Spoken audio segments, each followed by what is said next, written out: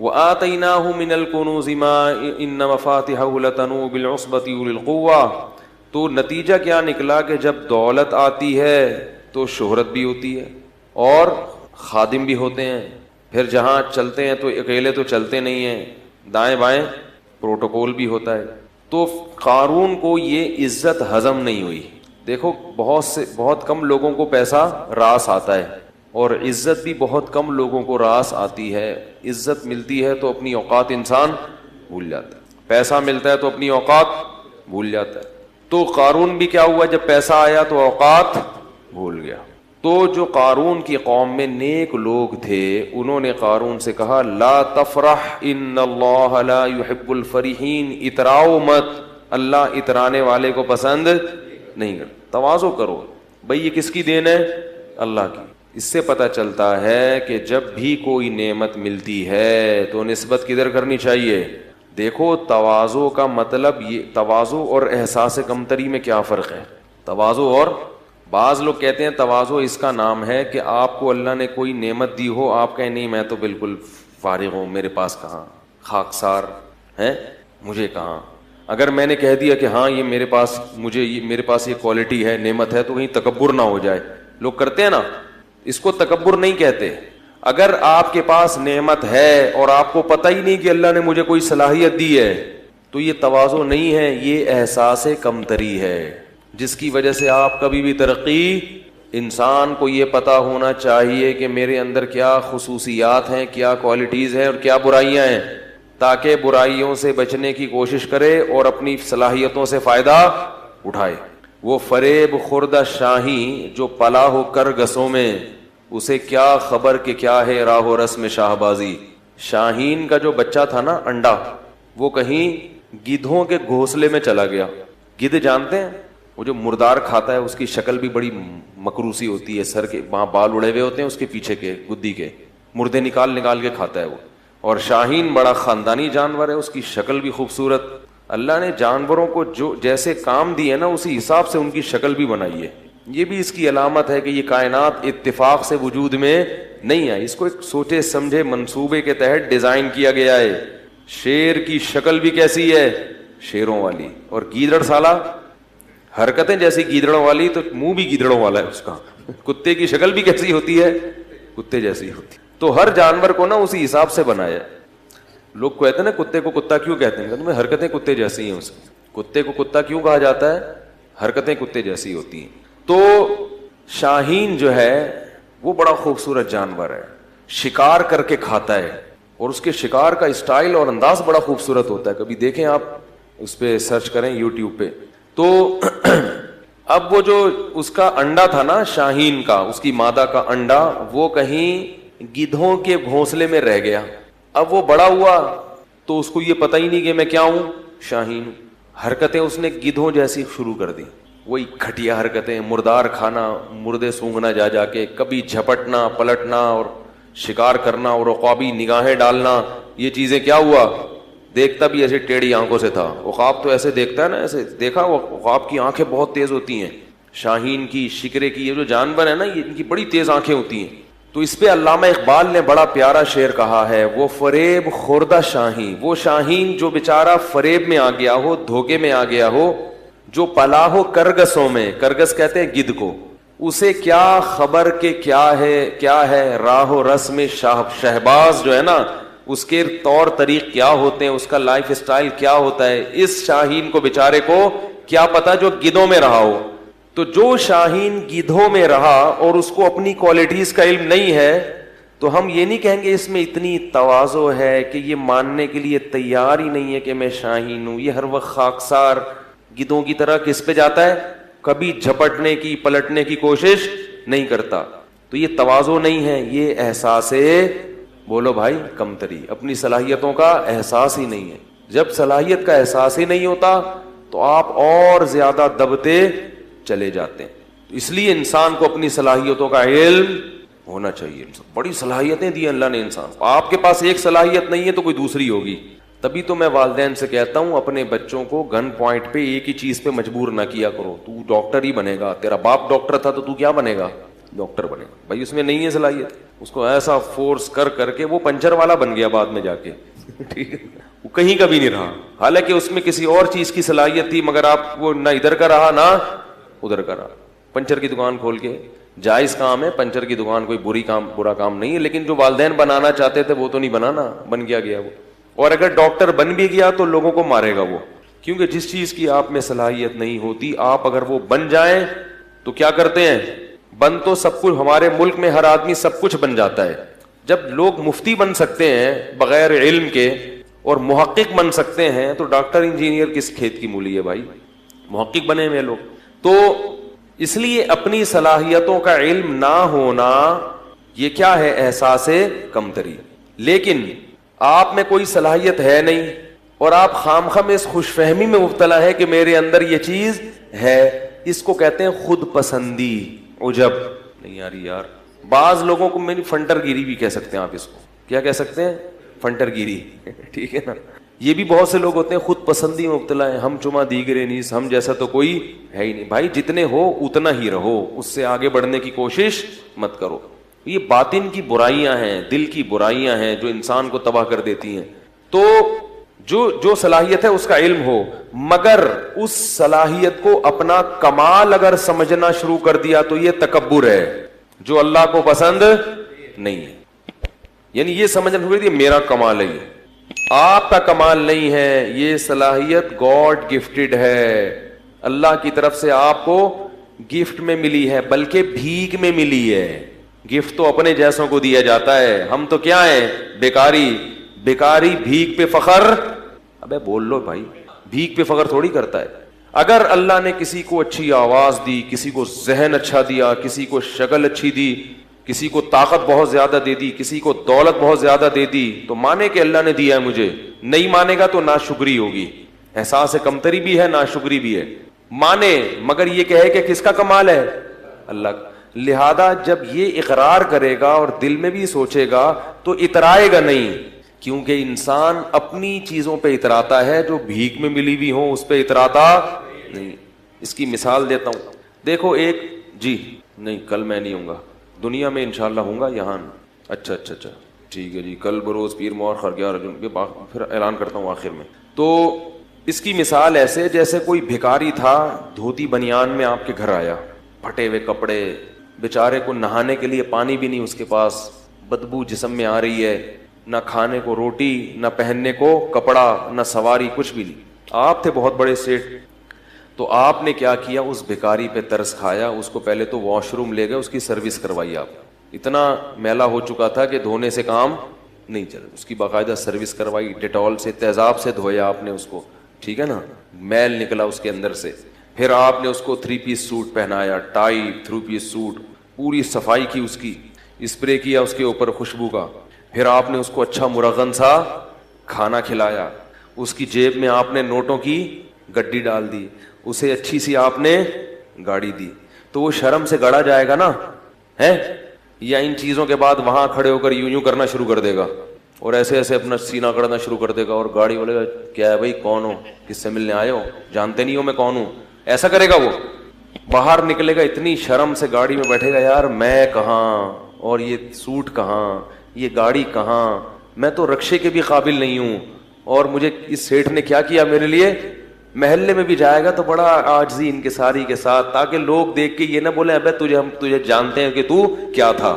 ٹھیک ہے نا, آج بڑا اکڑ رہا ہے, میں تجھے پتا ہے یہ تو فلاں نے بھیک دے دی تجھے, تو گاڑی میں جا رہا ہے. تو ہمیشہ گاڑی چلائے گا تو اکڑ کے, یہ نہیں کہ رکشے والوں کو اوورٹیک کرتا ہوا گزرے, کہ تم پیچھے رہو, موٹر سائیکل والوں کو سائیڈیں مارتا ہوا گزرے, اور ہر ایک کو اپنی گاڑیاں دکھائے, وہ دیکھو میری گاڑی, میرا جو ہے وہ بار بار نوٹوں کی گڈی دکھائے. اور دکھانے سے مقصد کیا ہو, غریبوں کی توہین. وہ شرم سے گڑا رہے گا, جو بھی کہے گا ماشاء اللہ کہے گا بھائی میں تو, تمہیں پتا ہے میں کیا ہوں, میری اوقات کیا, مجھے تو وہ سیٹھ صاحب ہیں انہوں نے یہ دے دیا. اگر آپ زیادہ اکڑو گے تو آپ کو ڈر کیا ہوگا کہ سیٹھ صاحب یہ چیزیں واپس نہیں گا. میں نے تجھے دیا ہے اور تو نے محلے کا دادا بن گیا ہے اور ہمیں ہی میاؤں کرنا شروع کر دیا. آپ اسی سیٹھ کو ہی میاؤں کر رہے ہو بعد میں آ کے, کون ہے بے تو سیٹھ بولے گا یہ پاجامہ اتار, بولے گا نا یہ تو نے پاجامہ پہنا ہوا ہے نا, یہ اتار, چل شاباش. تو اسی طرح بالکل اللہ کا معاملہ ہے. اللہ کہتے ہیں میری نعمتیں حاصل کرو, ان کو استعمال بھی کرو, اکڑو نہیں, غریبوں کی توہین مت کرو. گاڑی والا رکشے والے کو حقیر مت سمجھے, رکشے والا پیدل والے کو حقیر مت سمجھے. لوگوں سے یہ نہ کہو میرا کمال, میرا کمال. بولو کس کی دین؟ اللہ کی دین. شکر گزار بنو. شکر سے انسان میں اور عاجزی پیدا ہوتی ہے, اور تکبر سے انسان میں اکڑ پیدا ہوتی ہے, فرعونیت پیدا ہوتی ہے. سمجھ رہے کہ نہیں سمجھ رہے؟ تو قارون میں بھی ٹیکنیکل فالٹ ہو گیا تھا کہ اس کے پاس جب پیسہ آیا تو اپنی اوقات کو بھول گیا. اللہ بھی جب یہ تو سب اللہ دے رہا ہے نا, اور ہم بھی اپنی اوقات کو بھول جاتے ہیں. ہماری اوقات کیا ہے؟ ایک بزرگ تھے, ان سے کسی وقت کے متکبر نے کہا کہ تو مجھے جانتا نہیں ہے میں کون ہوں. وہ بزرگ کے سامنے اس نے کیا کہا کہ آپ کس سے بات کر رہے ہو, آپ کو پتہ نہیں ہے میں کون ہوں؟ تو ان بزرگ نے کہا میں تیرا ماضی بھی جانتا ہوں, تیرا حال بھی جانتا ہوں, اور تیرا فیوچر بھی, مستقبل بھی جانتا ہوں. وہ بڑا حیران ہوا کہ اس کو تو میرے بارے میں ساری معلومات ہیں, پھر یہ ایسے مجھ سے ایسے کیوں بات کر رہے ہیں؟ انہوں نے کہا بتا میرا ماضی کیا ہے. اس کا خیال تھا یہ بتائیں گے تو بہت بڑے وڈیرے کا بیٹا ہے, سردار کا بیٹا ہے, یہ تیرا ماضی ہے. حال یہ کہ تو خود سردار ہے, مستقبل یہ کہ اگلے الیکشن میں تو ہی صدر بننے والا ہے. تو اس کا خیال تھا کہ یہ میرا ماضی اور حال اور مستقبل بتایا جائے گا. آواز آ رہی ہے سب لوگوں کو؟ تو اس نے کیا بتایا ان بزرگ نے؟ ان کا تیرا ماضی یہ کہ تو پانی کا ایک گندا اور غلیظ قطرہ تھا, کپڑوں پہ لگ جائے تو دھوئے بغیر نماز نہ ہو, جسم سے نکلے تو غسل کیے بغیر طہارت حاصل نہ ہو. وہ غلیظ چیز تھی جس سے اللہ نے تجھے بنایا. اور حال یہ ہے کہ تیرے پیٹ میں ابھی بھی کئی کلو گندگی بھری بھی ہے. ذرا سی ہوا خارج ہو, گندگی نہ نکلے, صرف وہاں ہوا جو پاس ہو کے آئے گی نا وہی اگر نکل آئے تو لوگ اپنی ناک کو پکڑ کے بھاگ جائیں گے یہاں سے. ہر وقت پیٹ میں گندگی لے کے تو کیا کرتا ہے؟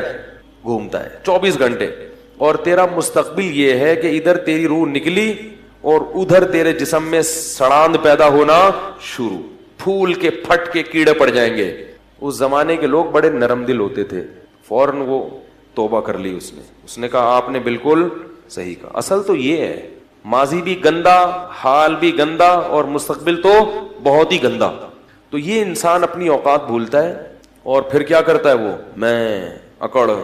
غریبوں کو, جو اپنے سے کمتر لوگ ہیں, ان سے تمیز سے بات کرنا چھوڑ دیتا ہے. یہ بہت غضب والی بات ہے. تو فرعون صاحب بھی, قارون بھی اپنی اوقات, جب بھی انسان اپنی اوقات بھولے نا تو واش روم میں سوچنا چاہیے کہ ہماری اوقات ہے کیا. کتنی گندگی, کتنے عیب اللہ نے انسان کے ساتھ لگا دیے ہیں. اس لیے انسان, ہمارے حضرت فرمایا کرتے تھے کہ تکبر ہمیشہ احمق اور بے وقوف آدمی میں ہوتا ہے, عقل مند کبھی بھی متکبر نہیں ہوگا. ہمیشہ یہ احمقوں اور بے وقوفوں کا کام ہے. عقل مند کو پتا ہوتا ہے کہ ہماری حیثیت کیا ہے. 2 منٹ لگتے ہیں عزت جانے میں بھی, دولت جانے میں بھی, صحت جانے میں بھی. بڑے بڑے پہلوان ہیں, کوئی بیماری لگی ہڈیوں کا ڈھانچہ بن گئے, 2 منٹ لگتے ہیں انسان کو تباہ ہونے میں, پھر بھی اکڑتا ہے میں یوں میں یوں میں یوں. تو قارون کو حضرت موسیٰ علیہ السلام نے فرمایا, ان کی قوم نے کہا لا تفرح, اتراؤ مت, ان اللہ لا يحب الفرحین. یاد رکھو اگر کسی کو اللہ نے دولت دی ہے, وہ اچھی گاڑی میں گھومتا ہے, اس کے ساتھ نوکر چاکر ہوتے ہیں, تو یہ عمل شریعت میں ناجائز نہیں ہے. بعض لوگ نا شریعت کو سمجھتے نہیں ہیں اور ہر جگہ فٹ کرنا شروع کر دیتے ہیں قرآن کی آیتیں. اترانا کسے کہتے ہیں یہ میں نے آپ کو بتا دیا. محض خادم کثرت سے رکھنا, خدمت گزار. اگر اللہ نے آپ کو پیسہ دیا تو آپ خادم رکھ سکتے ہو, 10 خادم رکھو, آپ خادم بھی رکھو, گاڑی بھی اچھی رکھو, کپڑا بھی اچھا پہنو, لگژری لائف اسٹائل اختیار کرو. تو اللہ کی نعمتوں سے لطف اندوز ہونا یہ تکبر نہیں ہے. اللہ کی نعمتوں پہ اترانا یہ کیا ہے؟ تکبر ہے. علماء نے مسئلہ بیان کیا ہے, فقہا نے, کہ اگر کوئی شخص کسی مالدار گھرانے کی خاتون سے شادی کرتا ہے, جس خاتون کے گھر میں خود کام کرنے کا رواج نہیں ہے, اتنے لگژری لائف اسٹائل ہے ان کا کہ ان کے ہاں نوکر کام کاج کرتے ہیں, عورتیں گھر کے کام نہیں کرتی. تو فقہا نے لکھا ہے کہ اگر ایسے گھرانے سے آپ بیوی لے کر آئے تو آپ اس سے گھر کی خدمت نہیں کرا سکتے, بلکہ آپ کو اس کے لیے نوکر کا انتظام کرنا پڑے گا. کیوں؟ قرآن کہتا ہے عاشروہن بالمعروف, عرف کے مطابق ان سے پیش آؤ. تو ان کا عرف یہی ہے کہ ان کے ہاں کام, پیسہ اللہ نے زیادہ دیا ہے تو بھائی وہ کہتے ہیں ہمیں پیسہ ہے تو ہم کیوں پکائیں روٹی, ہم نوکر رکھ لیں گے. تو یہ جائز ہے, اس میں اگر ہو پیسہ, نہیں ہے تو خام خواہ میں شو بازی کی کوشش نہ کرو. قرضے لے لیکن صرف دنیا کو دکھانے کے لیے کہ ہم لوگ اصل میں بہت اعلیٰ خاندان کے ہیں, ہمارے ہاں خود کام نہیں ہوتا, نوکر ہمارے ہاں روٹی پکاتا ہے, نوکر کو دینے کے لیے تنخواہ ہے نہیں. تو ایسا نہ ہو شو بازی اچھی چیز نہیں ہے. اگر اللہ نے دیا ہے تو ٹھیک ہے, نوکر رکھے جائیں, ماسیاں رکھی جائیں. ہمارے دوست تھے ایک جامعہ رشید میں, ہمارے کلاس فیلو تھے, بہت اللہ نے پیسہ دیا تھا. وہ گاڑی لے کے نکلتے تھے, ہم بھی ان کے ساتھ ہوتے تھے اکثر. گاڑی پنچر ہوئی نا تو یہ نہیں کرتے تھے کہ وہ بھائی نکالو یا خادم کو فون کرو, فوراً گھر سے دوسری گاڑی منگوائی, جہاں بھی ہیں فوراً فون کیا بھائی دوسری گاڑی بھیجو, اس کو لے جاؤ. تو اگر اللہ نے کسی کو مال دیا ہے تو وہ سہولت فائدہ اٹھا سکتے. لیکن وہ ایک حادثے میں شہید ہو گئے, جوان تھے بالکل, ایک ایکسیڈنٹ میں ان کا انتقال ہو گیا. اللہ تعالیٰ ان کی مغفرت فرمائے. بڑے نیک عالم تھے. تو کیا کہہ رہا تھا میں یہ عرض کر رہا تھا کہ اگر کوئی لگژری لائف اسٹائل اختیار کرتا ہے تو اس پہ تکبر کے فتوے, کیونکہ لوگ لگاتے ہیں یہ عالم کرولا میں گھوم رہا ہے, یہ لینڈ کروزر میں گھوم رہے ہیں. اول تو علماء اکثر اپنی لینڈ کروزر میں نہیں گھوم رہے ہوتے, ٹھیک ہے نا, کسی مرید کی لینڈ کروزر ہوتی ہے وہ اپنے ساتھ لے کے جا رہا ہوتا ہے, تو اس پہ بھی لوگوں کو اشکال ہوتا ہے کہ لینڈ کروزر میں گھوم رہے ہیں, یہ جناب مرغا کھا رہے ہیں. تو اگر وہ اپنی بھی لینڈ کروزر میں گھوم رہے ہیں, اگر اللہ نے ان کو پیسہ دیا ہے تو آپ کو تکلیف نہیں ہونی چاہیے, آپ کو خوشی ہونی چاہیے. ماشاءاللہ بڑی خوشی ہوئی کہ مفتی صاحب کے پاس کیا ہے, لینڈ کروزر ہے, ٹھیک ہے, تو یہ خوش ہونا چاہیے. سمجھ رہے؟ لوگ کہتے ہیں کہ نبی تو گدھے پہ گھوما کرتے تھے, تو ٹھیک ہے پھر گدھے لا کے باندھ دیں یہاں پہ آپ. بھائی اس زمانے کے کا جو سواری تھی, اس زمانے کی جو خوراکیں تھیں وہ نہیں ہیں اب. جو سواری تھی نا خوراکیں تو چلو وہ تو وہی ہیں, وہ تو سارا سسٹم چینج ہو گیا نا. تو نبی نے بھی اپنے دور کے لحاظ سے سواریوں کو اختیار کیا ہے, اور ہم اپنے زمانے کے لحاظ سے سواریوں کو اختیار کریں گے. خیر, تو قارون سے کہا کہ لا تفرح اترامت ان اللہ لا يحب الفرحین وابتغی فیما آتاک اللہ الدار الآخرہ. ہر پیسے والے کو یہ حکم ہے جو قارون کو دیا جا رہا ہے کہ اللہ نے تجھے جو نعمتیں دی ہیں اس سے آخرت کی فکر بھی کر, کیونکہ پیسے سے جیسے دنیا کے مزے حاصل ہوتے ہیں آخرت کے مزے بھی پیسے سے حاصل ہو سکتے ہیں. سارا دنیا پہ ہی لگا رہا ہے, آخرت کے لیے بھی تو کوئی ڈپازٹ کر. بھائی اللہ نے آپ کو اتنا پیسہ دیا ہے, اتنے نوکر چاکر سب, تو کچھ حصہ آخرت کے لیے بھی تو رکھو کہ میرے گناہوں کی معافی میں وہ کام آئے. آخرت کے لیے تو کچھ کر ہی نہیں رہا. اور ولا تنس نصیبک من الدنیا, اور اے قارون یہ مت بھول کہ تو نے دنیا میں رہنا کتنا ہے. جتنا دنیا میں حصہ ہے نا اس کو بھولنا نہیں ہے, وہ بہت تھوڑا سا ہے. دولت تو ہے اتنی مگر عمر لمبی. بھائی آپ ارب پتی بن سکتے ہو, پوری دنیا کی دولت خرید سکتے ہو, مگر عمریں 60-70 سال سے اوپر تجاوز نہیں کرتی. تو کھا تھوڑی سکتے ہو اتنا, کھا تو اتنا ہی, پیٹ بھی اتنا ہی ہے, روٹی بھی 2 ہی کھا سکو. اب ایک آدمی کے پاس کروڑوں روپے آ گئے تو کیا کھائے گا وہ؟ بھائی غریب تھا تو ناشتہ ہی نہیں کرتا تھا, ذرا پیسہ زیادہ آ گیا تو پراٹھا کھا لیا اس نے, اور پیسہ آ گیا تو پراٹھے کے ساتھ انڈا بھی ہو گیا, اور کیا کرے گا, بریڈ کھا لے گا, اور کیا کر لے گا. بھائی پیٹ تھوڑی بڑا ہو رہا ہے, تو ایک حد ہے, اس سے آگے نہیں ہو سکتا. تو کہا کہ دنیا میں کتنا رہنا ہے اس کو بھول مت, تو تیری دولت سے ایسا لگ رہا ہے کہ تو ہمیشہ یہاں رہنے کے لیے آیا ہے. کتنی اچھی نصیحت تھی, ذرا سی بھی سینس ہوتی تو فوراً مان لیتا. اور ایک بات یہ بھی کی, احسن کما احسن اللہ الیک, جیسے اللہ نے تجھ پر احسان کیا ہے تو بھی اللہ کی مخلوق پر احسان. تیرے پاس اتنا ہے, یہاں لوگوں کو کھانے کی روٹی نہیں, بنی اسرائیل پہ ظلم ہو رہا ہے, تو بھی کیا کر, اپنی قوم کے لوگوں پہ خرچ کر, آخرت بنا اس سے آخرت. تو جواب میں کیا کہتا ہے, وَأَحْسِن كَمَا أَحْسَنَ اللَّهُ إِلَيْكَ إِنَّ اللَّهَ يُحِبُّ الْمُحْسِنِينَ. تو جواب میں کہتا ہے انما اوتیتہ علی علم عندی, یہ میں نے اپنی مہارت اور اپنی محنت سے کمایا ہے. مجھے اللہ نے, میرے پاس دماغ کیسا ہے, خاص دماغ ہے, اس دماغ کو لڑا کے میں نے کیا کیا ہے, تو میں نے کمایا. جو غریب ہے وہ اپنی مرضی سے غریب ہے, میں نے تھوڑی کہا کسی کو غریب بنو. آج مالدار آدمی یہ بات زبان سے کہتا نہیں ہے مگر دل میں ہوتی یہی ہے کہ بھائی وہ نہیں, میں نے ایکچولی وہ ہے محنت نہیں کر سکے, میں نے تو اتنی محنت کی ہے, میں تو ایسا دماغ لڑایا ہے, تو میں اپنا پیسہ کسی اور کو کیوں دوں. حالانکہ محنت بہت لوگ کرتے ہیں, ملتا ہر ایک کو. اگر محنت میں ملتا تو مزدور سب سے مالدار ہوتے ہیں. سب سے زیادہ محنتی کون ہوتے ہیں؟ گڑھا کھودنے والے. اور اگر ذہانت میں ملتا تو بے وقوف تو بےچارے بھوکے مر جاتے. میں نے اپنی زندگی میں زیادہ تر, سب کی بات نہیں کر رہا, زیادہ تر بے وقوفوں کے پاس پیسہ دیکھا ہے. سب نہیں, بہت ذہین لوگوں کے پاس بھی ہوتے ہیں, لیکن زیادہ تر کس کے پاس ہوتا ہے؟ امام شافعی نے اسی لیے تو کہا لو کان بالحیل الغنا لوجدتنی بنجوم اقطار السماء تعلقی لكن من رزق الحجا حرم الغنا ضدان مفترقان ای تفرقی. کہتے ہیں جس ایسا لگتا ہے, امام شافعی کہتے ہیں جس کو اللہ نے عقل دی ہے اس سے رزق چھین لیا. ٹھیک ہے, جس کے پاس دماغ ہے اس کے پاس اکثر جیبیں بیچارے کی خالی ہوتی. ضدان مفترقان, کہتے ہیں ایسا لگتا ہے یہ دونوں ایک دوسرے کی بالکل اپوزٹ ہیں, جمع ہی نہیں ہو سکتے. ہوتے ہیں لیکن ایک شاعری میں تو تھوڑا مبالغہ کیا جاتا ہے نا کسی بات کو بتانے کے لیے. آگے کہتے ہیں لاکن مل رزق لو کان بالحیل الغنا لوجدتنی, اگر ہیلے سے محنت سے پیسہ مل جاتا تو مجھے دیکھتے بنجوم اقطار السماء تعلقی, آسمان کے ستاروں پہ پہنچا ہوا ہوتا. یعنی ایک لوگوں کی ایک حالت بیان کر رہے ہیں. آگے بتاتے ہیں کہ پیسہ ملتا ہے قسمت سے. اس کو ایک شعر میں بڑے پیارے انداز سے سمجھایا. فرمایا اذا سمعت بان محروما اتا, اذا سمعت بان مشدودا حوا عودا فاثمر في يديه فصدقي واذا سمعت بان محروما اتا ماء ليشربه فغاض فصدقي. بڑا ٹائٹ شعر ہے.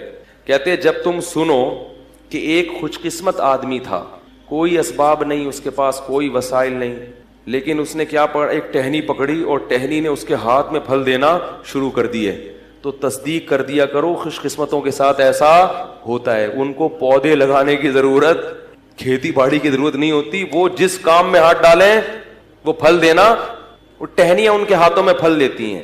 اور کہا کہ وَإِذَا سَمِعْتَ بِأَنَّ مَحْرُومًا أَتَى مَاءً لِيَشْرَبَهُ فَغَاضَ فَصَدِّقِي. اور جب سنو کوئی بدقسمت آدمی ہے جس کے کام اللہ نے ارادہ کیا ہے کہ صحیح ہو گئی نہیں, تو اس کو بیچارے کو پیاس لگی, پانی نظر آیا اور دیکھا کنواں پانی سے کیا ہے بھرا ہوا, وہ خوش ہو گیا, چلو پانی تو ملے گا, چلو کچھ نہیں مل رہا پانی تو ملے گا. وہ کنویں کے قریب آیا اور پانی اس کو دیکھ کے نیچے ہو گیا. انہوں نے کہا فحققی, اس کی بھی تصدیق کر دیا کرو, بدقسمتوں کے ساتھ ایسا ہوتا ہے. سارے اسباب ہوتے ہیں لیکن ان کو نہیں ملتا. تو یہ سب کس کی دین ہے بھائی؟ اللہ کی. یبسط الرزق لمن یشاء, جس کے لیے چاہتا ہے رزق کے دروازے کھول دیتا ہے. ویقبض, جس کے لیے چاہتا ہے دروازے بند کر دیتا ہے. جس کو رزق کثرت سے دیتا ہے اس کو بھی آزماتا ہے, اور جس پہ رزق کے دروازے تنگ کرتا ہے اس کو بھی آزماتا ہے. تو یہ بتا دیتا ہے کہ جس کے پاس پیسہ ہے اس کو اترانے کی ضرورت نہیں, تھوڑے دن میں یہ بھی چھن جائے گا. اور جس کے پاس غربت ہے اس کو بے صبری کی ضرورت نہیں ہے, یہ غربت تھوڑے دن میں ختم. مر جاؤ گے تو پھر نوٹوں کی کفن میں جیب اس لیے تو نہیں ہوتی نا, کفن میں تو کچھ بھی نہیں ہے. قبر کھود کے دیکھو تو پتہ ہی نہیں چلے گا کہ یہ کوئی مالدار آدمی تھا, غریب تھا, آفیسر تھا, چپڑاسی تھا, سب ایک ہی طرح کے کپڑے پہن کے سو رہے ہوتے, کوئی پتہ ہی نہیں چلتا. کیڑے سب پہ ایک ہی جتنے ہوتے ہیں. یہ نہیں کہ غریب کی لاش پہ کیڑے زیادہ ہوں گے, دولت مند کی لاش پہ کیڑے کم ہوں گے کہ یہ آفیسر تھے, ایسا نہیں ہے. کیڑے یہ نہیں دیکھتے, ٹھیک ہے نا. تو اس کو یہ کہا تو وہ جواب میں کیا کہتا ہے, انما اوتیتہ علی علم عندی, بھائی میرے پاس ایسے ہنر ہے, ایسے فنون ہیں جن کی وجہ سے میں نے پیسہ کمایا. اللہ کو غضب آیا, اللہ نے فرمایا اولم یعلم ان اللہ قد اہلک قبلہ من القرون, اس کو پتہ نہیں ہے کہ تجھ سے بڑے بڑے لوگ اللہ نے ہلاک کر دیے پہلے, ان کے واقعات سے عبرت حاصل کر. فخرج علی قومہ فی زینتی, ایک دن اپنے جاہو لشکر کے ساتھ, اپنی زینت کے ساتھ نکلا کہیں باہر. قال الذین یریدون الحیات الدنیا, وہ لوگ جو لوگوں کی گاڑیاں بنگلے دیکھ کے رالیں ٹپکاتے ہیں نا, وہ کہنے لگے یا لیت لنا مثل ما اوتی قارون, ہائے کاش ہمیں بھی کچھ ایسا, ہمیں تو اس کوئی سالا پوچھتا ہی نہیں ہے. کہتے ہیں نا لوگ, ایک آدمی ایک محلے میں گیا نا, کہہ رہے شکر ہے میری عزت نہیں ہے اس محلے میں. لوگوں نے پوچھا کیوں؟ کہہ رہے ورنہ بےزتی ہو جاتی بہت, آج میں نے کام ایسا کیا ہے کہ اگر عزت ہوتی تو بےزتی ہو جاتی. ایسے ایسے لوگ بھی ہیں, عزت ہی نہیں ہے, کوئی پوچھتا ہی نہیں ہے. تو وہ دیکھ کے کیا کہنے لگے, مائیں جب دیکھتی ہے نا یہ منظر تو چاہتی ہے ہمارا بیٹا بھی کیا بنے, یہ بنے, ایسی عزت, یہ لشکر ہو.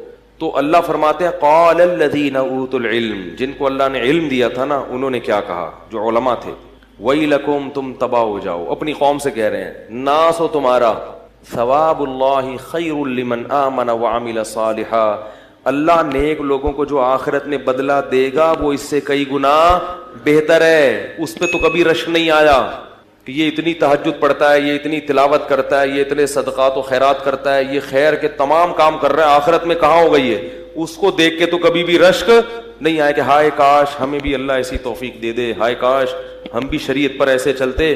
جو اصل ہے، اور یہ جو فنا ہونے والی ہے، جس کا تمہیں پتا ہے کہ مر جائے گا، ختم ہو جائے گی، اس پہ کیا کر رہے ہو؟ رالے ٹپکا رہے ہو۔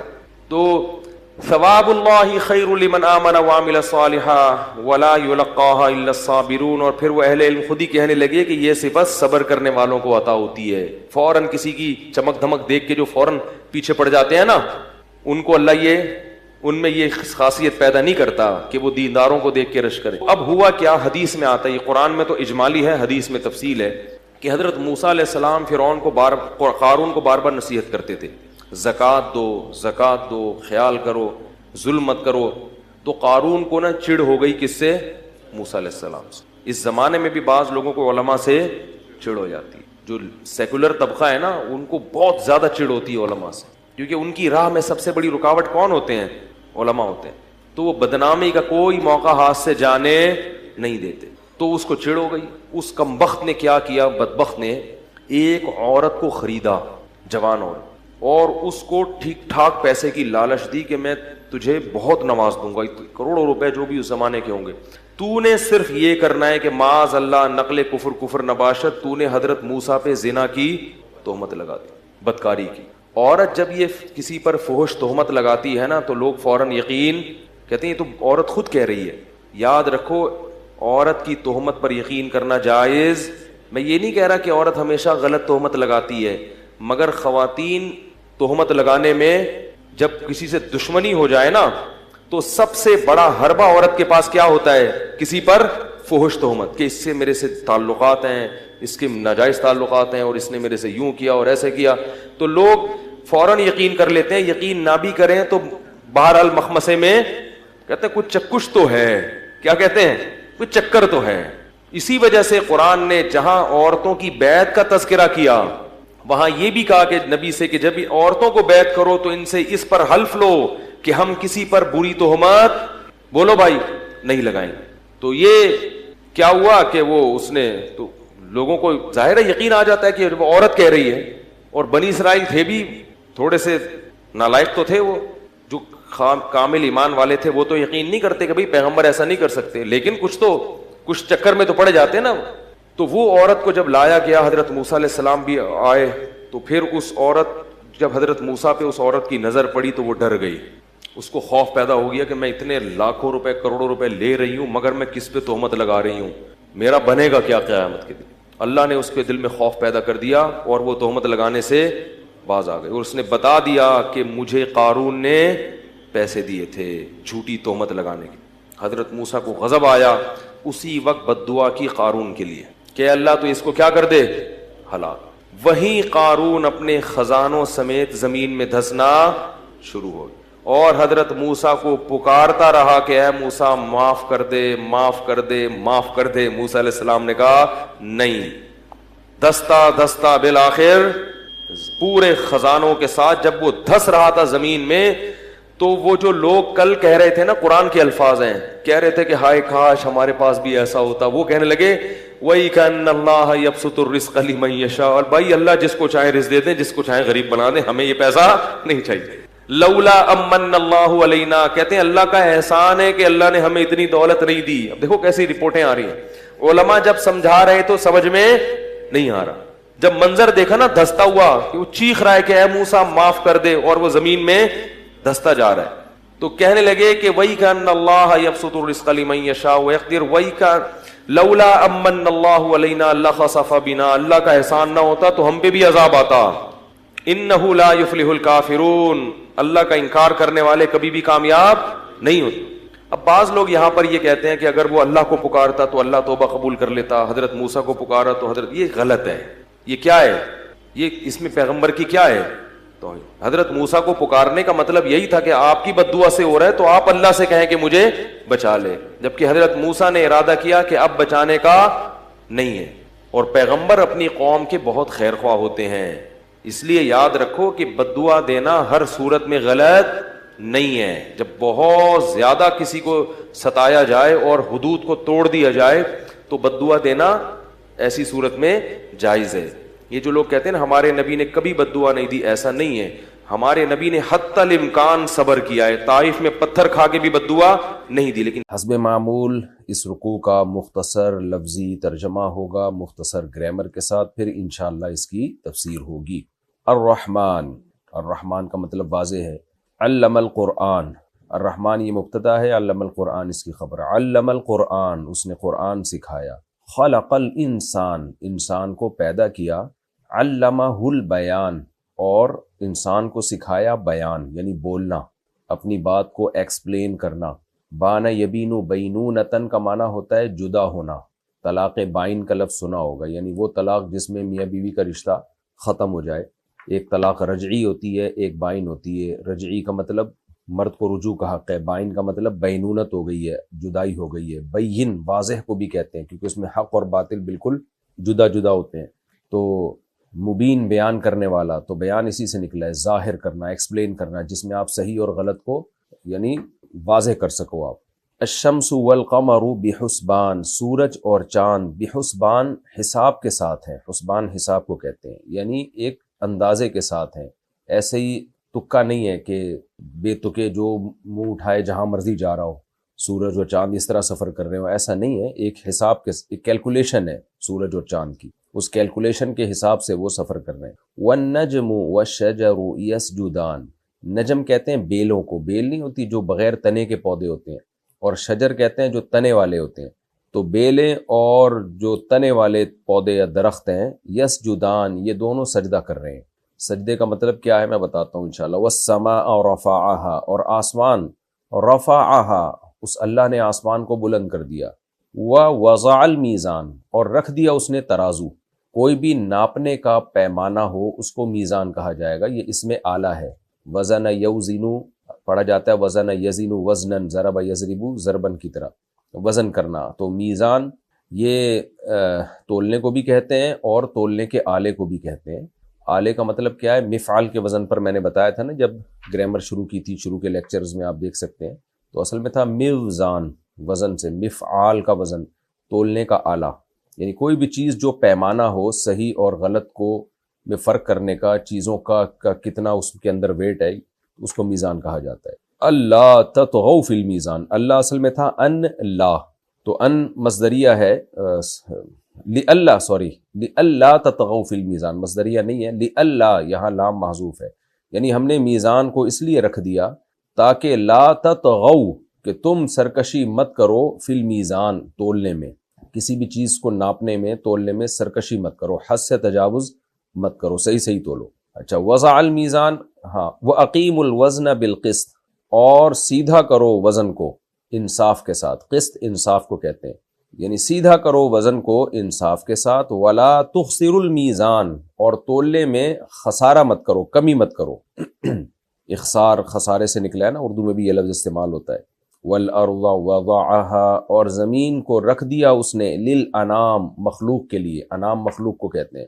فِيهَا فَاكِهَةٌ، جس میں پھل ہیں، وَالنَّخْلُ، اور کھجوریں ہیں، یعنی کھجور کے درخت کو نخل کہا جاتا ہے. ذات الاکمام، چھلکوں والے. کم غلاف کو کہتے ہیں، چھلکے نہیں، غلاف یعنی کم اصل میں آستین کو کہتے ہیں نا عربی میں، اور اکمام اس کی جمع آتی ہے.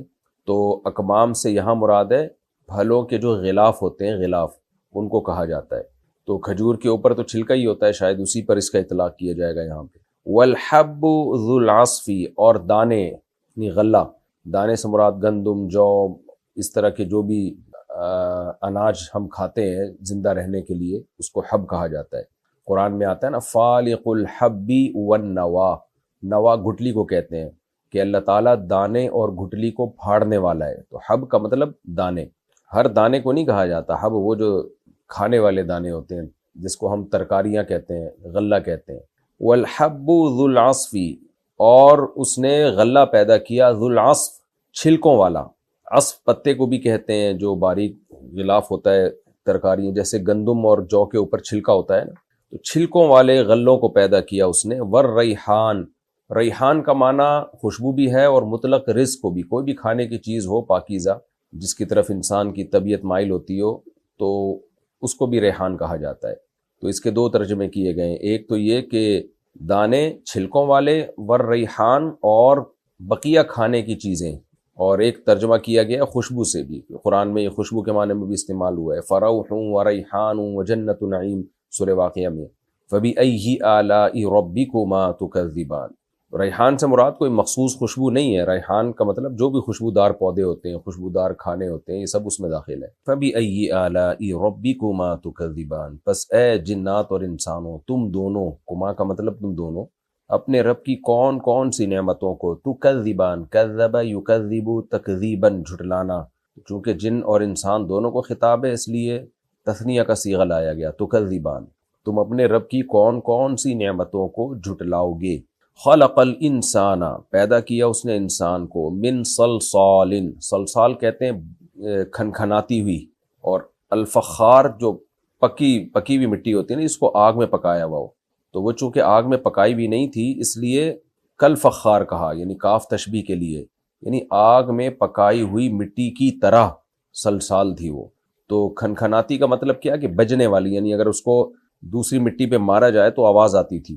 تو جو پکی ہوئی مٹی ہوتی ہے نا، آگ پہ پکی ہوئی جیسے اینٹ، وہ تو بہت زور سے آواز مارتی ہے، تو یہ آگ پہ پکی ہوئی نہیں تھی لیکن آگ پہ پکی ہوئی کی طرح مٹی تھی، اور صلصال اگر اس کو مارا جائے تو اس میں سے ایک آواز آتی تھی، جیسے کہ جب مٹی سخت ہو جاتی ہے تو اس کو آپ ماریں تو وہ آواز آتی ہے اس میں سے۔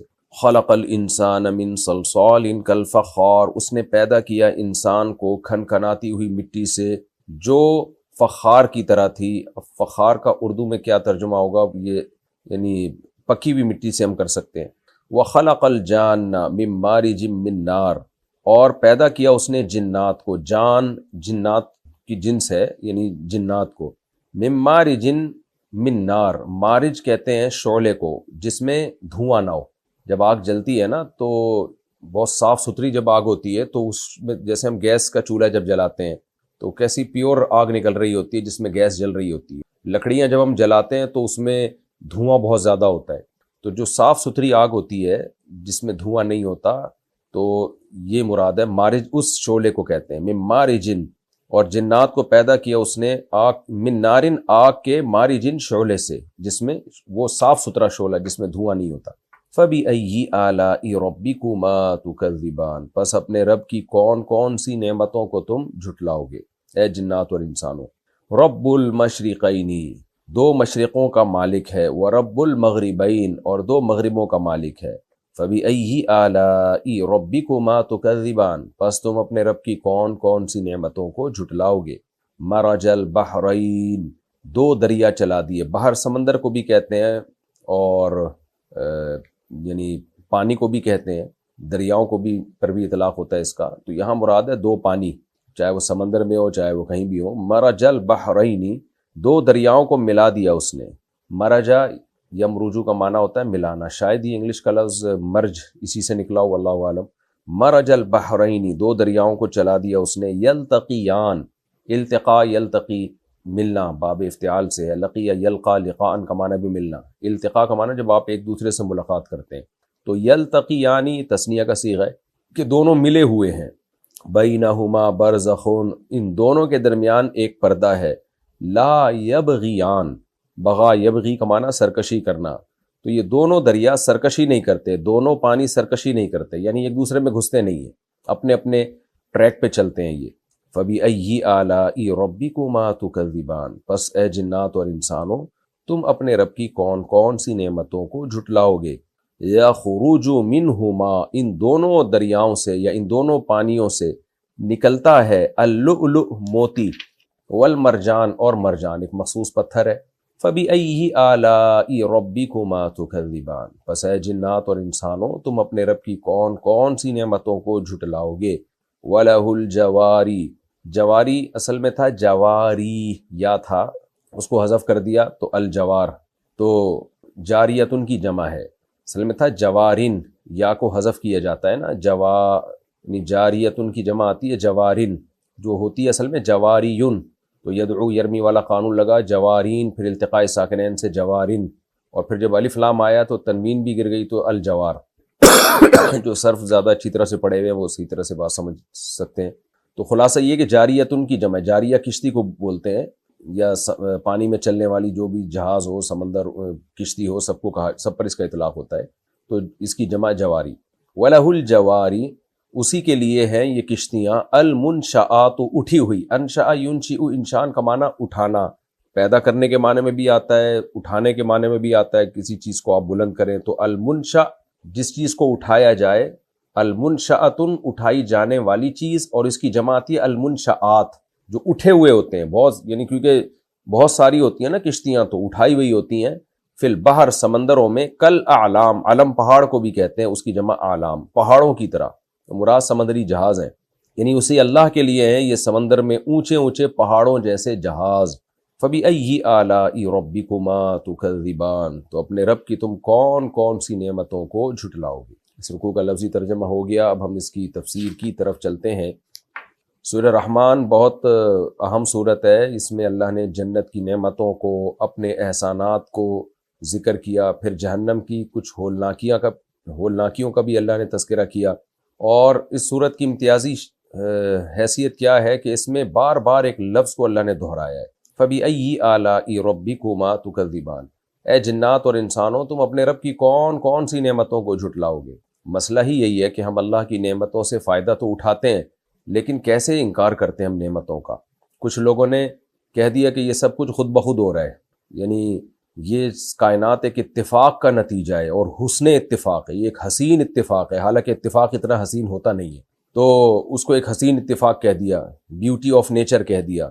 تو اللہ تعالیٰ کو انسان کی نیچر معلوم تھی کہ یہ شیطان کے بہکاوے میں آ کے اور دنیا کی نعمتوں میں پڑھ کے اپنے پیدا کرنے والے کو بھولے گا، اس لیے اللہ نے اس صورت میں اپنی نعمتوں کو بیان کر کے کہا کہ ایک نعمت، دو نعمت، یہ تو ہزاروں لاکھوں کروڑوں نعمتیں ہیں جن کا تم انکار کر رہے ہو، تو کس کس نعمت کو جھٹلاؤ گے۔ کچھ لوگوں نے مان لیا کہ یہ اللہ کی دی ہوئی نعمتیں ہیں، لیکن پھر اس کے تقاضوں پر عمل نہیں کیا، اللہ کی نافرمانی کی انہوں نے، وہ بھی نعمتوں کے منکر ہیں۔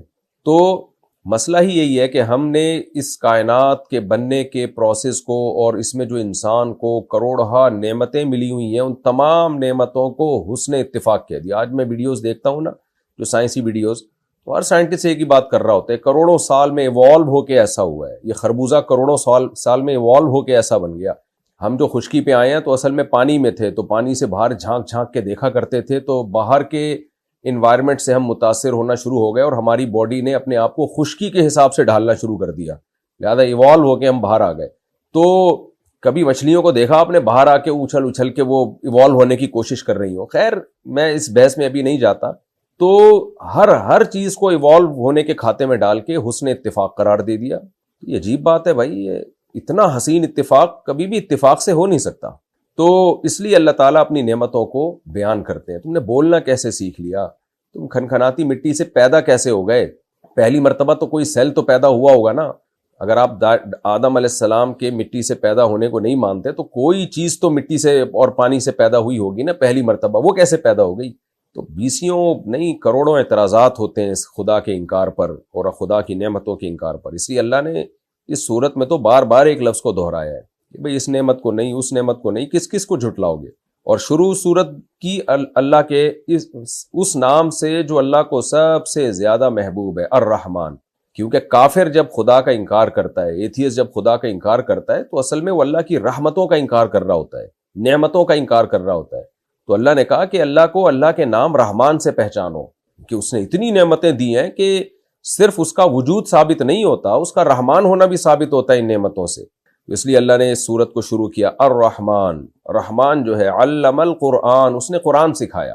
سب سے پہلی نعمت اللہ نے قرآن ذکر کی، یعنی تخلیق انسان سے بھی پہلے، حالانکہ انسان تو پہلے پیدا ہوا ہے اور پھر اللہ نے انسان کو قرآن سکھایا، لیکن اللہ نے خلق الانسان کا تذکرہ بعد میں کیا، علم القرآن کا پہلے کیا۔ اس لیے کہ اگر اللہ انسان کو قرآن نہ سکھاتے تو شاید آج میں بھی ایتھیسٹ کی طرح ملحد ہوتا اور یہی باتیں کر رہا ہوتا کہ ہم سب خود بخود بنے۔ تو اس لیے اللہ کا انسانوں پر جو احسان ہے نا، وہ وحی کی تعلیمات ہیں کہ وحی کے ذریعے اس نے پیغمبروں کے ذریعے بھیج کے انسان کو ہدایت دی ہے۔ اگر وہی نہ ہوتی تو انسانوں سے بڑا درندہ اس کائنات میں کوئی نہیں ہوتا، اس سے بڑا حیوان اس کائنات میں کوئی نہیں ہوتا۔ تو اس لیے اللہ تعالیٰ نے انسان پر جو روحانی انعام ہے نا، اس کا پہلے تذکرہ کیا، اور تخلیق کا، انسان کو پیدا کرنے کا بعد میں تذکرہ کیا، کہ پیدا کرنا یہ اصل انعام نہیں ہے، پیدا کرنے کے بعد تمہیں ہدایت دینا، گائیڈنس تمہارے لیے مہیا کرنا وحی کے ذریعے، کیونکہ وحی کے نور کے بغیر انسانی عقل گمراہی ہے۔ اسی عقل نے ہومو سیکسولیٹی کو دنیا میں پروموٹ کیا، اسی عقل نے زنا کو لیگل کیا، اسی عقل نے شراب کو لیگل کیا، اسی عقل نے والدین کے اولڈ ہاؤس میں جمع کرانے کو لیگل کیا۔ تو خالی عقل سے آپ فیصلے کرنا شروع کر دیں تو ہو سکتا ہے کچھ وقت میں بہن سے شادی کو بھی یہ لوگ الاؤ کر دیں، اور مقدس رشتوں کی بھی دھجیاں اڑا دیں یہ لوگ۔ تو اس لیے اللہ نے فرمایا کہ الرحمن، رحمان نے علم القرآن، قرآن سکھایا ہے۔ تو قرآن تو ہے، لیکن قرآن سے پہلے جو قومیں گزری ہیں تو ان کو تورات سکھائی، ان کو انجیل سکھائی، آدم علیہ السلام کی وحی اور ابراہیم علیہ السلام کے صحیفے سکھائے، لیکن چونکہ یہ قرآن اس امت میں نازل ہو رہا ہے اس لیے اللہ نے قرآن کا تذکرہ کیا۔ خلق الانسان، انسان کو پیدا کیا، یہ ایک مادی نعمت تھی۔ علمہ البیان، اور انسان کو بولنا سکھایا۔ دنیا میں کوئی مخلوق اس طرح سے اپنی بات کو ایکسپلین کر کے دوسرے تک نہیں پہنچاتی جیسے انسان پہنچا دیتا ہے۔ یہ بھی اللہ کی ایک نعمت ہے، اس کے اندر یہ صلاحیت رکھی ہے۔ جانور مخصوص آوازوں سے ایک مخصوص پیغام دیتے ہیں، اس کے علاوہ کچھ بھی نہیں۔ تو اللہ نے انسان کو قرآن سکھایا بھی اور بولنا بھی سکھایا اس کو، جس سے وہ اپنی بات دوسروں تک پہنچا دیتا ہے۔ الشمس والقمر بحسبان، انسان جب اپنے اندر جھانکتا ہے اسے اللہ کی نشانیاں نظر آتی ہیں، کیسے سپیڈ کے ساتھ اپنی زبان کو گھما گھما کے وہ اپنی باتوں کو پرو رہا ہوتا ہے الفاظ کی لڑی میں، اور کیسے دوسرے کے کان تک پہنچا رہا ہوتا ہے، کیسے وہ شخص، سامنے والا شخص اس کی بات کو کیچ کر کے اس کی بات کا مطلب سمجھ رہا ہوتا ہے۔ تو یہ بھی اللہ کی قدرت کی دلیل، اور اس کائنات میں بھی ہمیں ایک خوبصورت ترین مینجمنٹ نظر آتی ہے۔ وہ مینجمنٹ میں چونکہ سورج اور چاند ہمیشہ نظر آتے ہیں، اللہ تعالیٰ نے کہکشائیں اور جو آگے جو آج سائنس بہت کچھ دریافت کر رہی ہے، ان کی باریکیوں کو اللہ نے بیان نہیں کیا اس موقع پہ، وہ چیز بیان کی ہے جو ایک گنوار اور جاہل اور پینڈو جو بیچارہ بالکل دیہاتی ہو اس کی سمجھ میں بھی آسانی سے آ جائے۔ جاہل سے میری مراد یہ ہے کہ جو جدید سائنسی علوم سے غافل ہے۔ تو ہر شخص کی، کیونکہ قرآن ہر ایک کے لیے ہے، جو سائنسی باریکیوں کو نہیں جانتے ان کے لیے بھی قرآن نازل ہوا ہے۔ اس لیے اللہ نے ایک علامت کے طور پر دو یعنی اجسام کا ذکر کیا، الشمس والقمر بحسبان، فرمایا سورج اور چاند ایک حساب سے ہیں۔ یہ کیسے ہو سکتا ہے اتنی خوبصورت مینجمنٹ کہ سورج اور چاند کی ایک مخصوص دائرے میں چلتے چلے جا رہے ہیں، اربوں خربوں سال سے اپنے ٹریک سے دائیں بائیں ذرا بھی نہیں ہٹتے؟ تو یہ خود بخود نہیں ہو سکتا۔ وہی بات ہے کہ اتنا خوبصورت اتفاق سے نہیں ہو سکتا۔ والنجم والشجر یسجدان، فرمایا جو بیلیں ہیں بغیر تنے کے درخت اور تنے والے، یہ سب اس کو سجدہ کر رہے ہیں۔ سجدہ کرنے کا مطلب کیا ہے؟ یا تو حقیقت میں سجدہ کر رہے ہیں جن کے سجدے کا ہمیں علم نہیں ہے، یا اس سے مراد ہے اطاعت۔ جس فطرت اور نیچر کے راستے پر اللہ نے ان کو ڈال دیا وہ اس راستے پہ چل رہے ہیں۔ بیل کو آپ دیکھیں نا، بیل کا کام ہوتا ہے اوپر جانا، کیسے وہ تھوڑی سی رسی تلاش کر رہی ہوتی ہے، اور جہاں کوئی رسی اس کو ملی یا تنا ملا تو ایسے لپٹ لپٹ کے اوپر جاتی ہے جیسے یہ جو کیٹو اور ماؤنٹ ایوریسٹ کی پہاڑیوں پہ چڑھنے والے نہیں اوپر جا رہے ہوتے، تو اس طرح سے یہ اوپر جانا شروع کر دیتی ہے۔ تو یسجدان یعنی وہ دونوں اپنے کاموں میں لگے ہوئے ہیں۔ درخت بھی ایک خاص ٹائم تک بڑھے گا، پھر پھول نکلیں گے، پھر پھل پیدا ہوں گے، تو ایک خاص ٹریک پہ اللہ نے ان سب کو چلا دیا، اور وہ گردن جھکا کے چلے جا رہے ہیں۔ وَالسَّمَاءَ رَفَعَهَا وَوَضَعَ الْمِيزَانَ، اور آسمان کو اس نے بلند کیا، وَوَضَعَ الْمِيزَانَ، اور ترازو رکھ دیا اس نے۔ وضع کہتے ہیں کوئی بھی چیز رکھنا یا کسی بھی چیز کو ایجاد کرنا، جیسے ہم کہتے ہیں نا یہ واضع لغت نے یہ لفظ وضع کیا ہے، یعنی اہل لغت نے یہ لفظ ایجاد کیا ہے، تو ایجاد کے معنی میں بھی ہے، بہت سارے معنی میں۔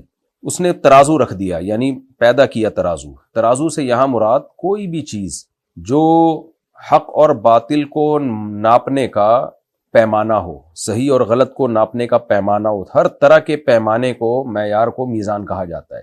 تو کوئی بھی چیز جس کے ذریعے انصاف ہو سکے، کوئی تو کرائٹیریا ہوتا ہے نا جس کے ذریعے ہم یہ کہتے ہیں کہ یہ ظلم ہے، یہ عدل ہے، یہ غلط ہے، یہ صحیح ہے۔ تو وزن کرنے کا آلہ، کس چیز میں کتنا وزن ہے، کون سی چیز کتنی ویلیویبل ہے، یہ ان تمام معنی میں یہ لفظ استعمال ہوتا ہے۔ تو اللہ نے میزان رکھ دیا۔ اللہ تطغوا فی المیزان، کیوں رکھا؟ لام محذوف ہے یہاں پہ، لی اللہ، تاکہ اس لیے کہ لا تطغوا فی المیزان، تم چیزوں کو تولنے میں سرکشی مت کرو۔ طغیان مت کرو. کیا مطلب؟ حد سے زیادہ یا حد سے کم. اس میں یہ عام ترازو بھی داخل ہے کہ آپ لوگوں سے چیزیں یعنی پیسے لیتے ہوئے ڈنڈی مارتے ہیں اس میں، یا پیسے لیتے ہوئے پورے پیسے وصول کرتے ہیں، جب ان کو کوئی چیز تول کے دیتے ہیں تو اس میں ڈنڈی مارتے ہیں آپ. حالانکہ اللہ نے ترازو اس لیے بنایا ہے کہ جب دینے والے کو اس کا یعنی لینے والے کو اس کا حق دیا جائے تو وہ حق بھی پورا تول کے دیا جائے. یہ ترازو اسی لیے تو تھا. آپ نے ترازو میں باٹ چینج کر دی ہے، اس میں گڑبڑ کر دی آپ نے. یہی مضمون قرآن میں دوسرے مقام پر ہے نا، وَيْلٌ لِّلْمُطَفِّفِينَ الَّذِينَ إِذَا اكْتَالُوا عَلَى النَّاسِ يَسْتَوْفُونَ.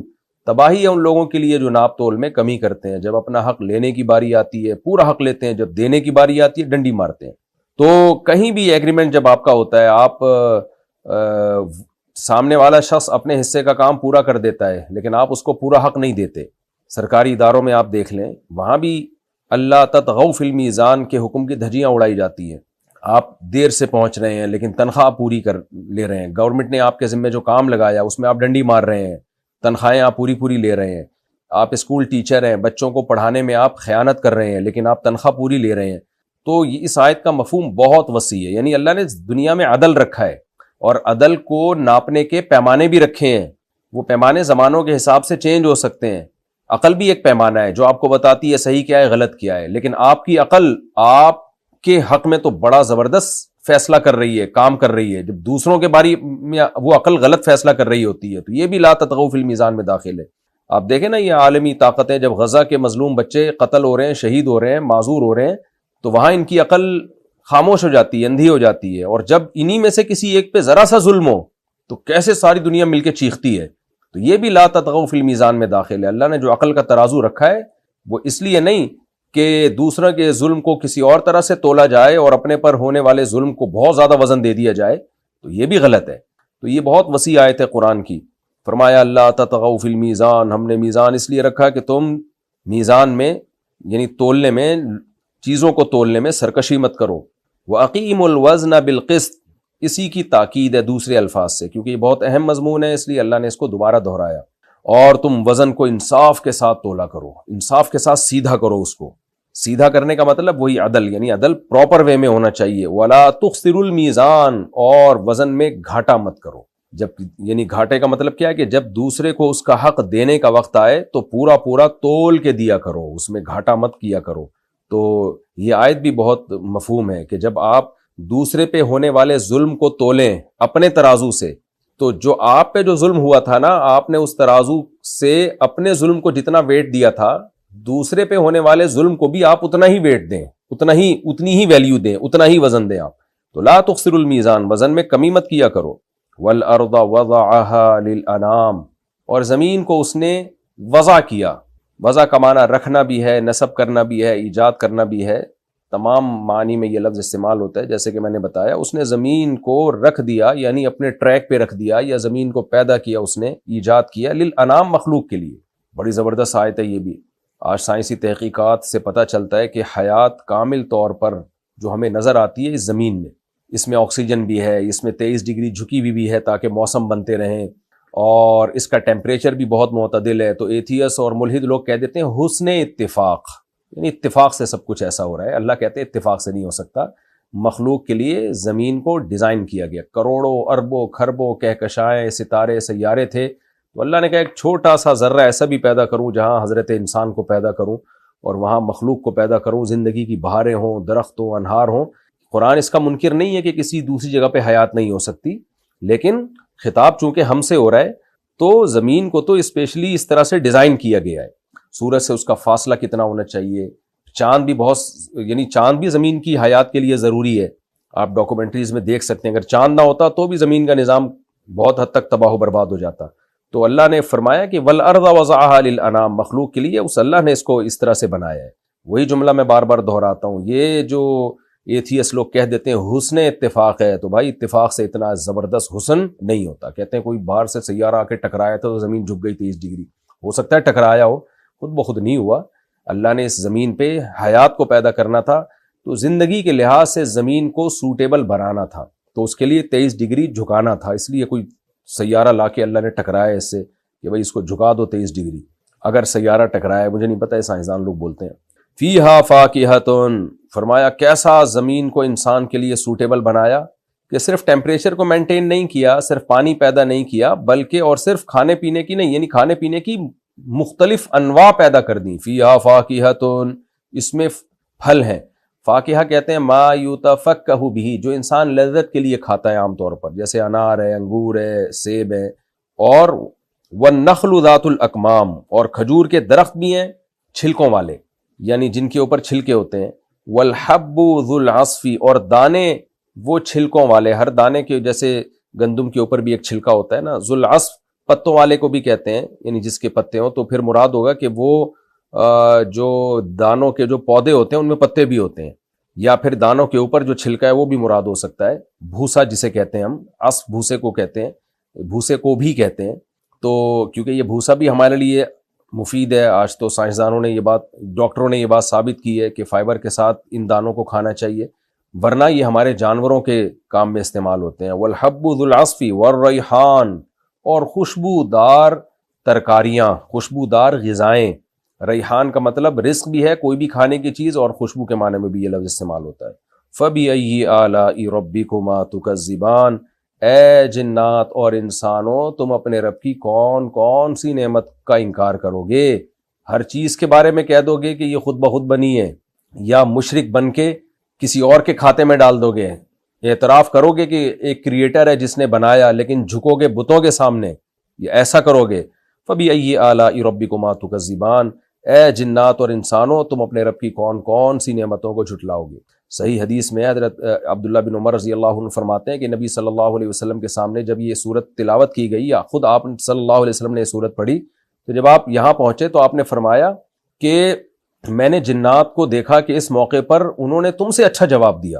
صحابہ نے پوچھا یا رسول اللہ جنات نے کیا جواب دیا؟ آپ صلی اللہ علیہ وسلم نے فرمایا جب جنات کے سامنے یہ آیت پڑھی گئی نا، فَبِأَيِّ آلَاءِ رَبِّكُمَا تُكَذِّبَانِ، سورہ رحمان کی جب ان کے سامنے تلاوت کی گئی کہ اے جنات اور انسانوں، تم اپنے رب کی کون کون سی نعمتوں کو جھٹلاؤ گے، تو آپ صلی اللہ علیہ وسلم فرمایا، جنات نے فوراً کہا لا بِشَيْءٍ مِّن نِعْمَةِ رَبِّنَا نُكَذِّبُ، اے اللہ ہم تیری نعمتوں میں سے کسی نعمت کا بھی انکار نہیں کرتے.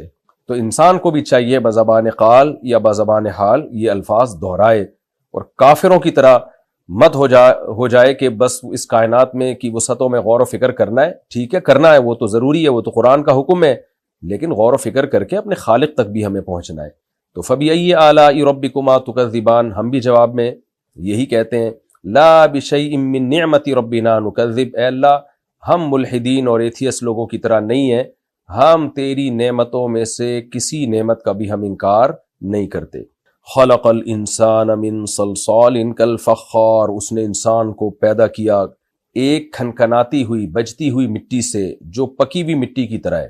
اس کی حقیقت پورے طور پر اللہ ہی جانتے ہیں. اس مٹی میں پانی میں گارا ملا کے اور اس کو ایک پروسیس سے گزارا گیا، وہ ہمیں نہیں پتا وہ پروسیس چند لمحوں کا تھا یا کروڑوں اربوں کھربوں سال کا تھا. قرآن اس سے خاموش ہے، اور جن باتوں سے قرآن خاموش ہے ہمیں اس پہ بحث کرنے کی اجازت نہیں ہے. لیکن اتنی بات ہے کہ وہ ایک سڑی ہوئی مٹی تھی، بدبودار مٹی تھی، یعنی اس مٹی کو ایک پروسیس سے گزارا گیا جس سے اس میں اسمیل پیدا ہوئی، بدبو پیدا ہوئی. یہ قرآن اس کا بار بار تذکرہ اس لیے کرتا ہے کہ انسان کو یہ پتا چلے کہ مادی لحاظ سے تمہاری کوئی حیثیت نہیں ہے. تم جس میٹیریل سے بنے ہو وہ کوئی ایسا نہیں کہ مشک و عنبر کو ٹیلوں سے تمہیں بنایا گیا ہو، یا مشک و عنبر ملا کے سونے اور چاندی سے تمہیں بنایا گیا ہو. لہذا تمہاری فضیلت اللہ کی نظر میں مادی حیثیت سے نہیں ہے، وہ تو جانور بھی مٹی سے بنے ہیں. تمہاری حیثیت ہے تمہاری مینٹیلٹی کی بیس پہ، تمہاری روحانیت کی بیس پہ. اما شاکرن و اما کفورا، کون ہے جو اللہ کے حکام کے سامنے اپنی خواہشات کو قربان کر دیتا ہے، اور کون ہے جو خواہشات میں پڑ کے جانوروں جیسی زندگی گزارتا ہے. تو انسان کو فضیلت اعمال کی بیس پہ ہے، اس کی باڈی کی بیس پہ نہیں ہے انسان کو فضیلت. وَخَلَقَ الْجَانَّ مِن مَارِجٍ مِّن نَار، اور فرمایا جنات کو اس نے بنایا آگ کے بھڑکتے ہوئے شعلے سے. کیسے بنایا اس کی حقیقت بھی اللہ جانتا ہے. آگ ظاہر ہے کہ انرجی ہے، تو انرجی سے اللہ نے چیزوں کو بنایا. فرشتوں کو لائٹ سے بنایا ہے، روشنی سے. اب یہ کہنا کہ بھئی سائنسدان تو اس بات کا اعتراف نہیں کرتے، تو سائنسدان نہ اعتراف کر سکتے ہیں نہ انکار کر سکتے ہیں، کیونکہ یہ چیز ایسی ہے کہ سائنسدانوں کے اوپر کی چیز ہے، یعنی یہاں تک سائنس پہنچی نہیں ہے. عین ممکن ہے پہنچ جائے مستقبل میں، تو خوب سمجھ لیں سائنس جب کسی چیز کا انکار کرتی ہے تو دو وجہ سے، یا تو اس بیس پہ کہ وہ سائنس کے حدود میں ایک چیز آ رہی ہوتی ہے اور وہ انکار کرتی ہے، تو یہ انکار معتبر ہوتا ہے، مانا جاتا ہے۔ ایک چیز ہوتی ہے کہ سائنس کے ہم یہاں تک پہنچے ہی نہیں ہے، تو جب پہنچا ہی نہیں ہے تو اس میں کیسے انکار کیا جا سکتا ہے کہ ایک چیز آپ کے علم کے لیول سے باہر ہے۔ ہاں سائنسدان یہ دعویٰ کر دیں کہ اس کائنات میں جو کچھ ہے سب پر ہم مطلع ہو گئے ہیں، پھر ہم کہیں گے بھائی جب آپ کو سب پتہ ہے تو یہ کیوں نہیں پتا آپ کو، لیکن سائنس نے ظاہر ہے ایسا دعویٰ کیا نہیں اور شاید قیامت تک کر بھی نہ سکے، انسان کی دماغ اور عقل علم بہرحال محدود ہے۔ فرمایا رب المشرقین فبأی آلاء ربکما تکذبان، اپنے رب کی کون کون سی نعمتوں کو جھٹلاؤ گے، یعنی مٹی سے انسان کو بنانا اور جنات کو بنانا اور تخلیق کے مراحل سے گزارنا انسان کو، اور پھر یہ زندگی کی نعمت دینا، یہ بہت بڑی اللہ کی نعمت ہے، یہ بھی حسن اتفاق نہیں ہے، خوب سمجھ لیں۔ رب المشرقین و رب المغربین، دو مشرقوں کا اور دو مغربوں کا مالک ہے۔ قرآن ایک جگہ کہتے ہیں رب المشرق و رب المغرب، اللہ مشرق اور مغرب کا مالک ہے، کہیں اللہ کہتے ہیں رب المشارق والمغارب، بہت سارے مشرقوں کا اور بہت سارے مغربوں کا مالک ہے، اور یہاں قرآن کہہ رہے ہیں دو مشرق اور دو مغرب۔ کس طرح سے تطبیق ہے بھائی؟ اگر سورج جہاں جہاں سے نکلتا ہے ان تمام کو ایک ہی سمت قرار دیا جائے، کیونکہ چار سمتیں ہیں نا، تو پھر ایک مشرق ہے اور ایک مغرب ہے۔ سورج جہاں سے نکلتا ہے وہ ایک مشرق ہے اور جہاں غروب ہوتا ہے وہ ایک مغرب ہے، کیونکہ چار سمتیں ہیں۔ اور مشارق کا کیا مطلب ہے کہ سورج نکلنے میں جو بھی کنٹریز ایکویٹر کے دائیں یا بائیں جانب ہیں تو روزانہ سورج اپنی ڈائریکشن مشرق اور مغرب میں چینج کرتا ہے، کہیں نہ کہیں تھوڑا سا، چاہے وہ 1 ڈگری کا فرق ہو یا 0.001 ڈگری کا فرق ہو، وہ ہوتا ضرور ہے۔ صرف ایکویٹر ایسا ہے جس کا ایک ہی مشرق اور ایک ہی مغرب ہے، جو ایکویٹر پہ جو کنٹریز ہیں جو بالکل ہی بیچ میں ہیں، ورنہ دنیا کے اکثر ممالک میں کیا ہوتا ہے کہ سورج روزانہ مشرق کو چینج کر رہا ہوتا ہے، روزانہ مغرب بھی چینج ہوتا ہے اس کا، یعنی غروب کی سمت کی ڈائریکشن بھی اور نکلنے کی ڈائریکشن بھی۔ تو اس لیے ان 365 مشرق ہوتے ہیں جو سال میں 365 دنوں میں، اور 365 مغرب ہوتے ہیں، تو اس لحاظ سے اللہ نے ان کو مشارق جمع اقصا ہے، بہت سارے مشرق اور بہت سارے مغرب، تو اس لحاظ سے اللہ نے کہا کہ ان مشرقوں کا بھی مالک ہے اور مغربوں کا بھی مالک ہے۔ اور مشرقین کا مطلب کیا ہے کہ سردیوں میں جہاں سے سورج نکلتا ہے نا وہ ایک پوائنٹ ہے، اور گرمیوں میں بالکل اس کے مخالف سمت میں چلا جاتا ہے، تو یہ دوسرا پوائنٹ ہے، یعنی مشرق کی 2 انتہاؤں کو 2 پوائنٹ کہا گیا اور مغرب کی 2 انتہاؤں کو 2 پوائنٹ کہا گیا ہے، تو اس لحاظ سے 2 مشرق اور 2 مغرب کا مالک ہے۔ مالک کا مطلب یہاں بھی یہ اللہ کی قدرت ہے کہ کیسے انسان کی خدمت کے لیے اس نے سورج میں بھی موومنٹ پیدا کی ہے، کہ ایک تو مشرق سے مغرب ڈوبنا بھی ہے اور روزانہ ڈائریکشن چینج کرنی ہے تاکہ موسم چینج ہو، اور موسموں کی وجہ سے جو زمین میں تغیرات ہوتے ہیں وہ تغیرات پیدا ہوں، تو یہ بھی اللہ کی بہت بڑی نعمت ہے۔ اس لیے آگے فرمایا فَبِأَيِّ آلَاءِ رَبِّكُمَا تُكَذِّبَانِ، پس تم دونوں یعنی اے جنات اور اے انسانوں اپنے رب کی کون کون سی نعمتوں کو جھٹلاؤ گے۔ مَرَجَ الْبَحْرَيْنِ يَلْتَقِيَانِ، اس نے 2 پانیوں کو ملا دیا اس طور پر کہ دونوں کی ملاقات ہو رہی ہے۔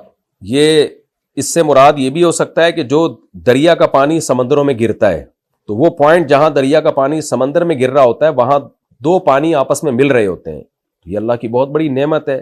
دریا گھوم گھوم کر آتے ہیں سمندر میں، پھر سمندر دوبارہ بادل بن کے برستے ہیں، تو یہ پروسیس کروڑوں سال سے چلا آ رہا ہے جس سے انسان پوری دنیا میں سیرابی حاصل کر رہا ہے۔ تو کڑوے پانی کی بھی انسان کو ضرورت ہے، اگر یہ سمندروں کا پانی میٹھا ہوتا سڑ جاتا، اس کو اللہ نے کھارا رکھا، اور دریاؤں کا میٹھے پانی کو اللہ نے چلا کے سمندر میں گرایا تاکہ پانی کا ایک سائیکل چلے اور لوگوں یعنی انسانوں کو پانی ملتا رہے۔ سائیکل ہوتا ہے نا، نائٹروجن سائیکل سائنسدان لوگ بولتے ہیں کہ اس طرح سے پورے سسٹم چل رہا ہے زمین میں، کوئی چیز ضائع نہیں ہو رہی، گھوم پھر کے پھر ہمارے پاس ہی آ جاتی ہے۔ تو یہ مطلب بھی ہو سکتا ہے 2 پانیوں کو چلانے کا، اور ایک مطلب یہ بھی ہو سکتا ہے جیسے ہم ویڈیوز دیکھ رہے ہوتے ہیں یوٹیوب پہ کہ سمندر میں 2 پانی ایسے چل رہے ہوتے ہیں، میٹھے اور کھارا پانی، اور بہت دور تک جا رہے ہوتے ہیں، تو بینہما برزخ لا یبغیان، دونوں کے درمیان ایک پردہ ہے جو چھپا ہوا پردہ ہے، اور وہ دونوں پانی آپس میں ٹکرا نہیں رہے ہوتے۔ یہ بھی اللہ کی ایک قدرت بھی ہے، یہ سائنسی اصول بھی تو اللہ ہی نے بنائے ہیں نا، ٹھیک ہے اس کی کوئی سائنٹیفک لاجک ہے، لیکن یہ لاجک کا پیدا کرنے والا تو اللہ ہی ہے۔ اور پھر اس کے فائدے بھی ہیں کہ میٹھے پانی کے الگ فائدے ہیں، کھارے پانی کے الگ فائدے ہیں، میٹھے پانی کی الگ مخلوق ہے، الگ چیزیں نکلتی ہیں، کھارے پانی کی الگ مخلوق ہے، اس سے الگ چیزیں نکلتی ہیں۔ اس لیے اللہ نے فرمایا بینہما برزخ لا یبغیان، دونوں کے درمیان ایک پردہ ہے اور دونوں اپنی لمٹ سے تجاوز نہیں کرتے۔ فبأی آلاء ربکما تکذبان، اپنے رب کی کون کون سی نعمتوں کو جھٹلاؤ گے۔ یخرج منہما اللؤلؤ والمرجان، دونوں پانیوں سے موتی اور مرجان نکلتے ہیں جو ہم زینت کے طور پہ استعمال کرتے ہیں. مرجان پتھر ہوتا ہے ایک بہت خوبصورت, تو یا تو دونوں کے مجموعے سے کچھ میٹھے سے نکلتے ہیں کچھ کھارے سے, یا ہو سکتا ہے کہ ایک قسم کھارے پانی سے نکلتی ہو دوسری قسم میٹھے پانی سے نکلتی ہو, دونوں اس کے مفہوم میں داخل ہیں اس آیت کے. تو یہ زینت کی جتنی بھی چیزیں ہیں, انسان کی زندگی کو اللہ نے انٹرٹین کیا ہے زینت کی چیزوں سے. اگر دنیا میں زینت نہ ہوتی, انسان بس ایک وہی جنگلوں میں جیسے جنگلی لوگ بیچارے گھوم رہے ہوتے ہیں نا درختوں کے پتے باندھ کے, ایسے ہی گھوم رہا ہوتا. تو اللہ کہتے ہیں کہ کیا کیا خوبصورت خوبصورت پتھر اور موتی ہیں جو ان سمندروں کی تہوں سے تم نکال کے زینت کے طور پہ استعمال کرتے ہو. فَبِأَيِّ آلَاءِ رَبِّكُمَا تُكَذِّبَانِ. اور صرف زینت نہیں, اس میں بزنس ہے, کروڑوں اربوں کا بزنس ہوتا ہے اس کا, اور لاکھوں لوگوں کی روٹی روزی اس سے وابستہ ہے جو ان پتھروں کا اور ہیرے جواہرات کا کاروبار کرتے ہیں. فَبِأَيِّ آلَاءِ رَبِّكُمَا تُكَذِّبَانِ. پس تم اپنے رب کی کون کون سی نعمتوں کو جھٹلاؤ گے. وَلَهُ الْجَوَارِ الْمُنْشَآتُ فِي الْبَحْرِ كَالْأَعْلَامِ. اللہ نے سمندر کا تذکرہ کیا تو سمندر کا ایک کام ٹریولنگ کو آسان کرنا اور بزنس کروانا بھی ہے. سمندر کی تہ پہ بڑے بڑے جہازوں کو جو پہاڑ جیسے ہوتے ہیں رکھ کے ہم منوں ٹنوں سامان جو ہے ایک جگہ سے دوسری جگہ آرام سے موو کر لیتے ہیں, اس کو ٹرانسفر کر لیتے ہیں.